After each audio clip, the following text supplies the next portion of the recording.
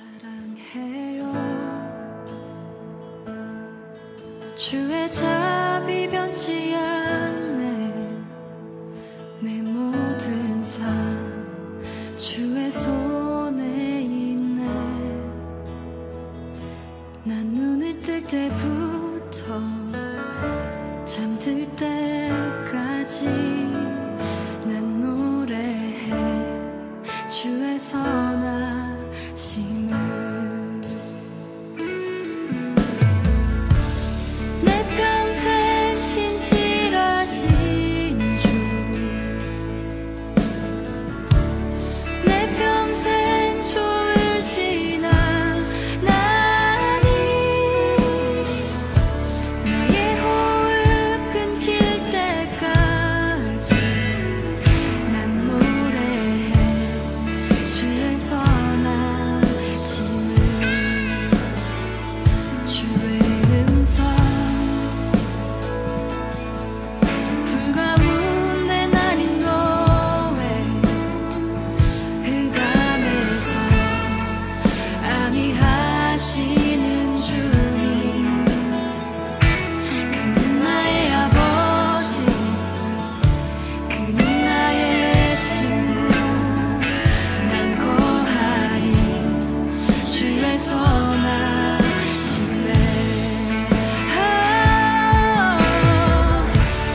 내 평생 신실하신 주, 내 평생 좋으신 하나님, 나의 호흡 끊길 때까지 난 노래. 사랑의 하나님 아버지, 참 감사합니다. 이 복된 새벽을 우리에게 허락하시고 또 이 새벽의 말씀을 듣는 심령들 가운데 주님 은혜와 은총을 부어주시기를 간절히 원합니다. 이 시간 우리의 첫 시간을 드리면서 오늘 하루도 우리의 마음과 우리의 생각과 우리의 삶과 우리의 시간을 주님 앞에 드리기로 결단합니다.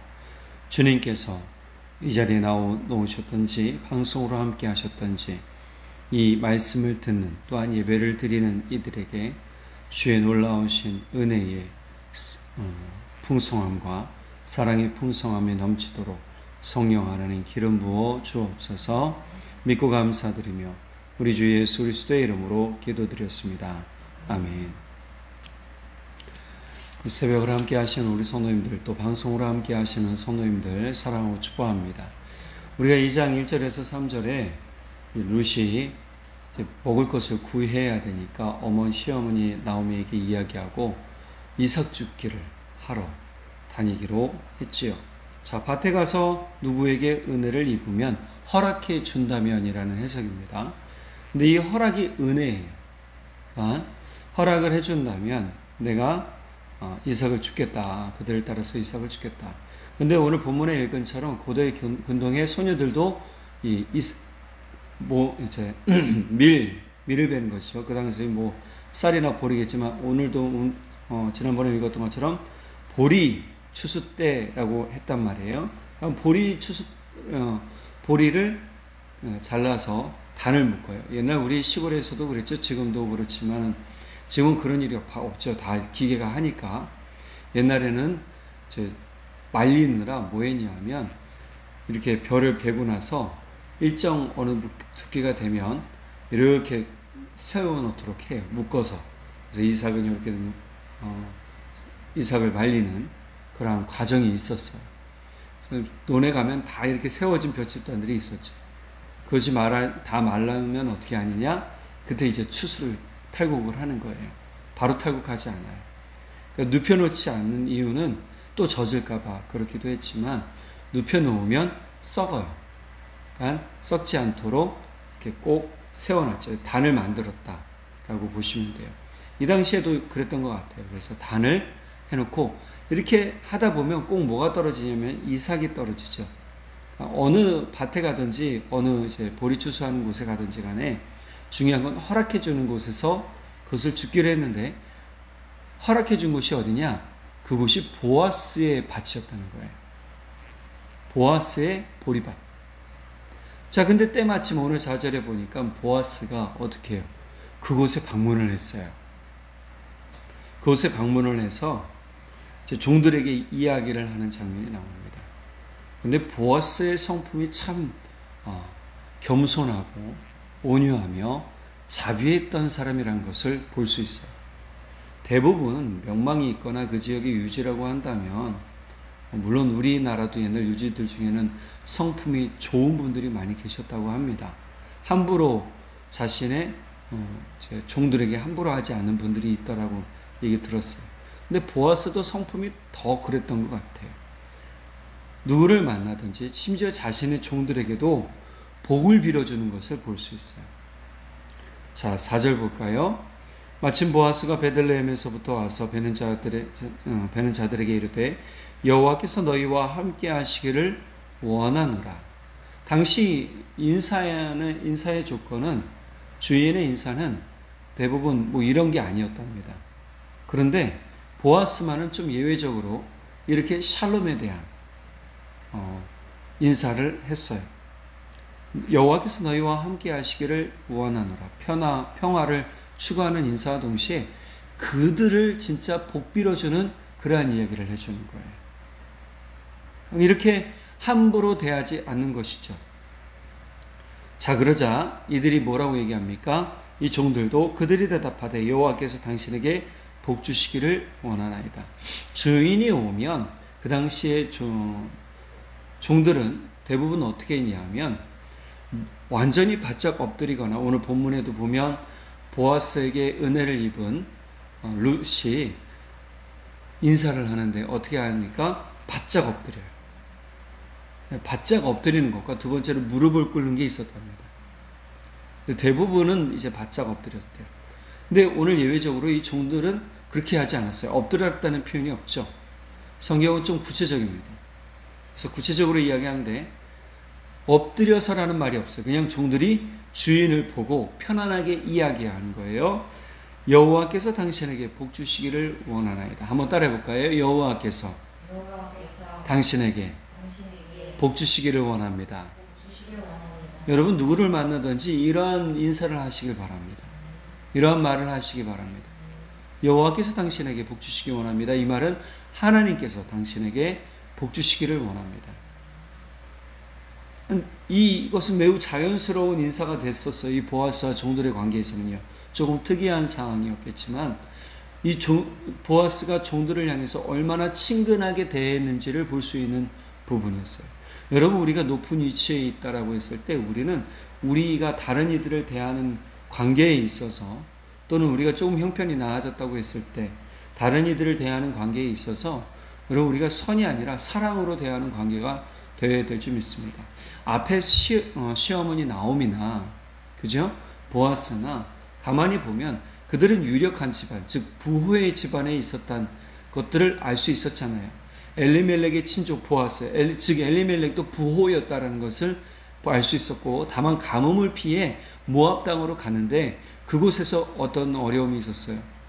그곳에서 엘리멜렉이 죽고 또 엘리멜렉의 두 아들, 나오미의 두 아들 말론과 기륜이 죽게 되었다라는 거죠.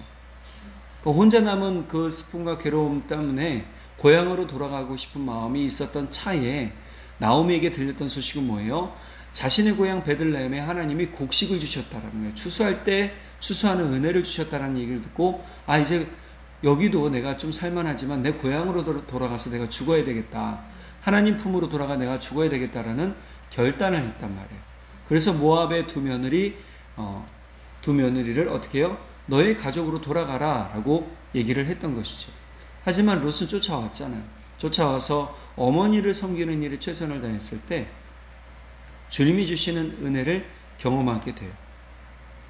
길을 열어주시고 사람들을 만나게 하시죠. 또 한 가지 나오미가 뭐를 안 했다고 그랬어요? 부호였던 보아스를 찾아가지 않았어요. 당당히 자신이 서려고 하는 모습이 보였단 말이에요. 심지어 룻도 얘기를 들었을 거 아니에요. 근데 룻도 찾아가지 않아요. 룻도 자신이 일할 수 있는 것이 있다면 일을 찾아가요. 근데 이 보아스의 성품에서 보면 이 자신의 종들에게 은혜를 베풀듯 어떻게 해요? 이 룻에게도 베풀어요. 와서 앉아있는 이 룻을 보고 저 아이가 누구냐라고 물어봅니다. 저 소녀가 누구냐 물어보니까 사환이라는 것은 그 당시에 관리자를 얘기합니다. 근데 관리자는 종이 아닌 경우가 대부분 많았대요.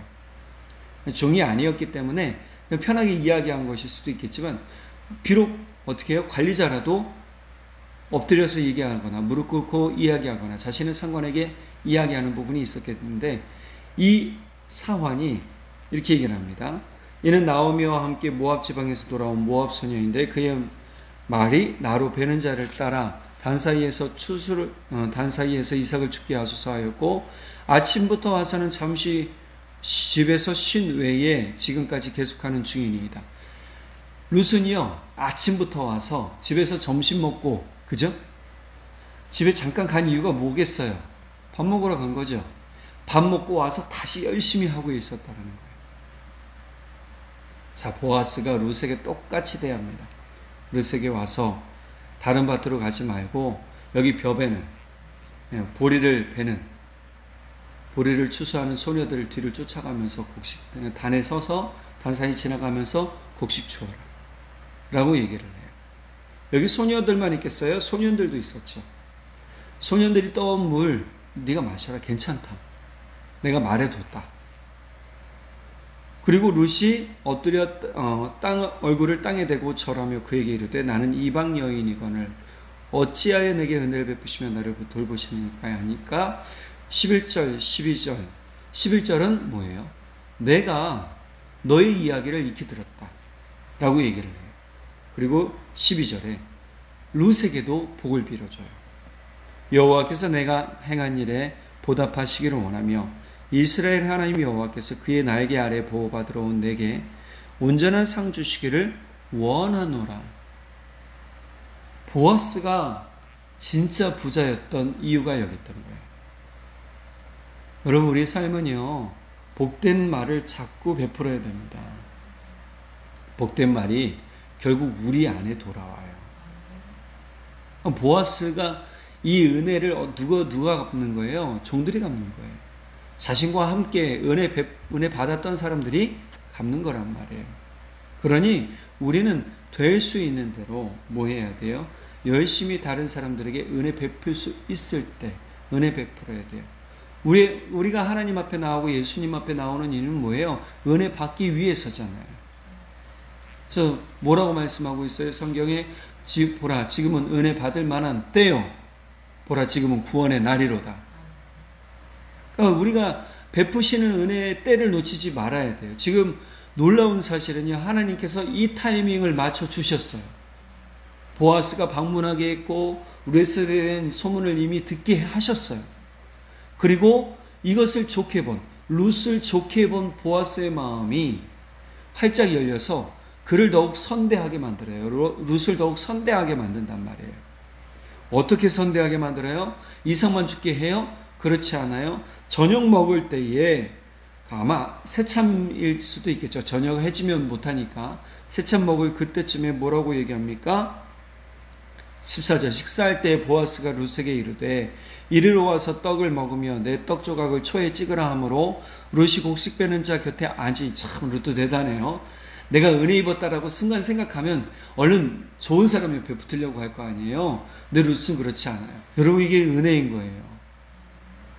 은혜를 베푸는데, 자, 그가 볶은 곡식을 주며 룻이 배불리 먹고 남았고, 룻이 이삭을 주우러 일어날 때에 보아스가 자기 소년들에게 명령해서 뭐라고 그랬어요?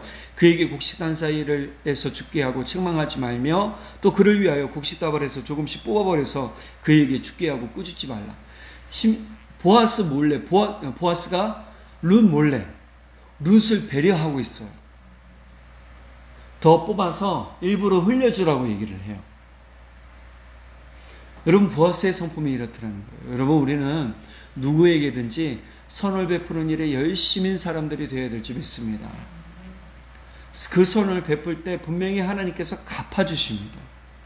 더 은혜를 주십니다. 또 한 가지, 이 룻의 이야기를 보니까요, 룻은 매우 단정한 사람이었다는 것을 볼 수 있었다고 해요.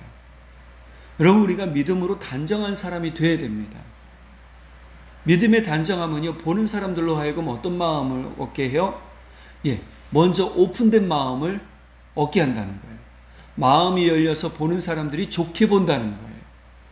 그러니 우리가 우리의 모습을 단정하는 것도 중요하고 우리의 믿음을 단정하게 하는 것도 중요하다는 사실을 깨달아야 됩니다. 외모적인 것이 중요하지 않다라는 게 아니에요. 중요하더라는 거예요.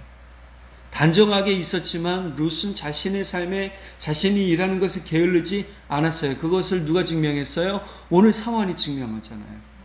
사환이 뭐라고 그랬다고 했어요? 7절에 아침부터 와서 이삭을 줍는데 집에서 잠깐 쉰 외에는 계속 와서 줍고 있더라. 그가 쉬지 않고 하더라. 사환도 인정하는 거예요. 앞서 이 성실함이 그냥 가식적인 게 아니었다라는 거예요. 여러분, 우리는 몸을 단정하는 것뿐만이 아니라 게으르지 않는 습관이 반드시 있어야 됩니다. 게으르지 않으면 주님께서 은혜를 부어주십니다.